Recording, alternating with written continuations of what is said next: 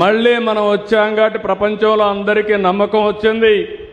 నేను కూడా పోయి చెప్పాను, రాబోయే రోజుల్లో మీకు ఇబ్బందులు ఉండవు, ఇది నా గ్యారంటీ, ఇది మా రాష్ట్రం, తప్పకుండా మీకు అండగా ఉంటానని హామీ ఇచ్చాను.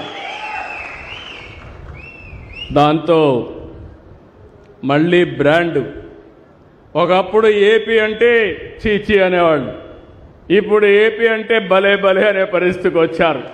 ఇప్పుడే మీరు చూశారు, రిలయన్స్ మొదలుకొని అందరూ క్యూ కట్టే పరిస్థితికి వచ్చారంటే ఒకప్పుడు ఈజ్ ఆఫ్ డూయింగ్ బిజినెస్ అన్నా ఇప్పుడు స్పీడ్ ఆఫ్ డూయింగ్ బిజినెస్ అని సెప్టెంబర్లో ప్రారంభించిన ఫ్యాక్టరీని ఫిబ్రవరిలో ఇనాగరేషన్ చేస్తున్నారంటే అది ఈ ప్రభుత్వ విధానం అని మరొక్కసారి మీ అందరికీ విజ్ఞప్తి చేస్తున్నా.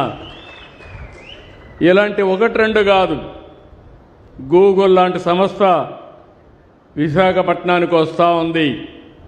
దగ్గర దగ్గర $15 బిలియన్ పెట్టుబడి.